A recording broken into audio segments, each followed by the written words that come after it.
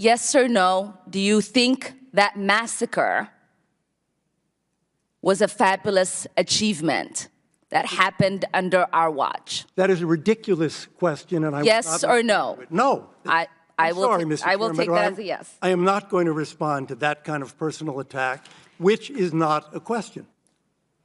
I am not going to respond to that question. I'm sorry. I don't think this entire line of questioning is meant to be real questions, and so I will not reply. This wasn't a debate. It was a reckoning. In a single hearing, Congresswoman Ilhan Omar turned decades of U.S. foreign policy into a courtroom, and sitting in the witness chair was Elliott Abrams, one of Washington's most controversial diplomats. February 2019, a House Foreign Affairs Committee hearing. Representative Omar faces Abrams, a key figure in the Reagan administration's Iran-Contra scandal, and begins to grill him over his role in Latin America during the 1980s. What follows isn't a typical Q&A. It's a confrontation between history and accountability, between official narratives and the forgotten voices of the dead. Omar opens by citing Abrams' 1991 guilty plea for withholding information from Congress, reminding everyone that he was later pardoned by President George H.W. Bush. Mr. Adams, in 1991, you pleaded guilty to 2 counts of withholding information from Congress regarding your involvement in the Iran-Contra affair, for which you were later pardoned by President George H.W. Bush.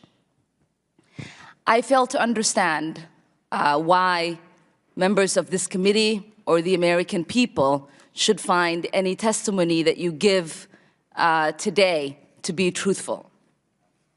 When Abrams tries to defend himself, Omar cuts him off. If I can respond to that. It wasn't a question.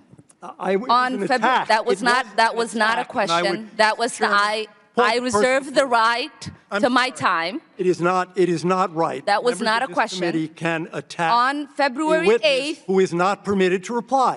That was not a question. Thank you for your participation. On February 8th, 1982, you testified before the Senate Foreign Relations Committee about U.S. policy in El Salvador. In that hearing, you dismissed as communist propaganda report about the massacre of El Mozote, in which more than 800 civilians, including children as young as 2 years old, were brutally murdered by U.S.-trained troops. During that massacre, some of those troops bragged about raping a 12-year-old girl before they killed them. Girls before they killed them. You later said that the U.S. policy in El Salvador was a fabulous achievement. Yes or no, do you still think so? From the day that President Duarte was elected in a free election to this day, El Salvador has been a democracy. That's a fabulous achievement. Yes or no, do you think that massacre was a fabulous achievement that happened under our watch? That is a ridiculous question, and I yes or no? No. I will take that as a yes. I am not going to respond to that kind of personal attack, which is not a question.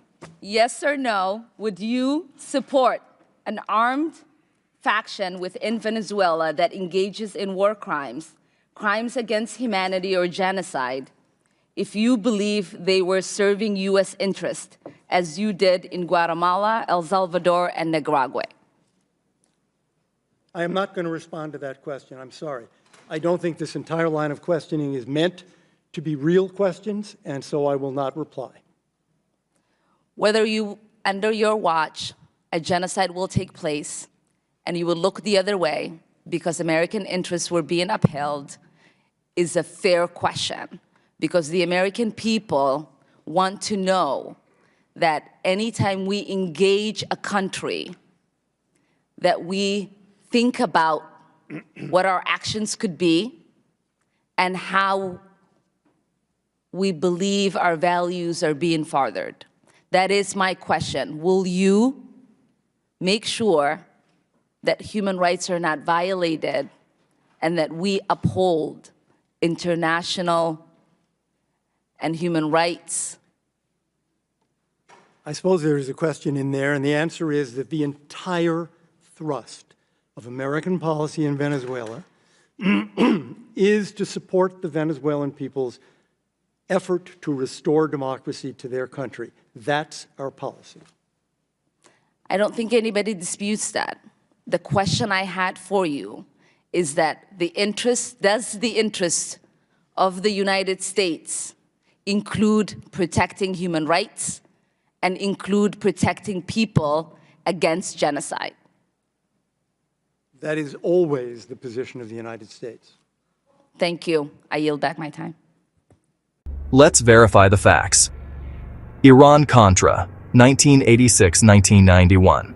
Abrams pleaded guilty to 2 counts of withholding information from Congress, later pardoned by President Bush Sr. Mozote massacre, December 1981.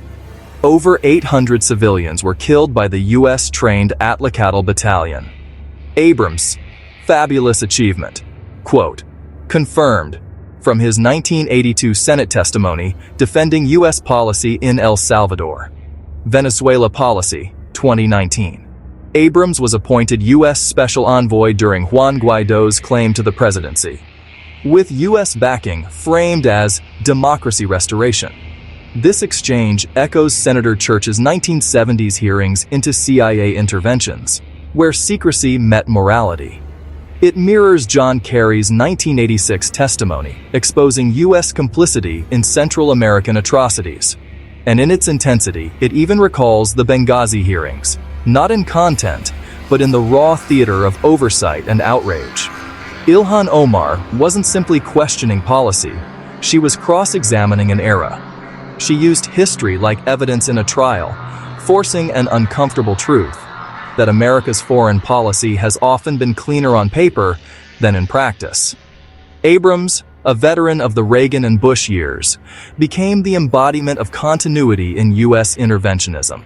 His defensiveness wasn't just personal, it was institutional. Her questioning made visible what's often erased: that for every so-called fabulous achievement, there are graves that never made the newsreel. And when Abrams refused to answer, it symbolized something deeper: a silence between power and the people it affects. So here's the question we're left with. When history sits at the witness table, will America listen or keep pleading the fifth?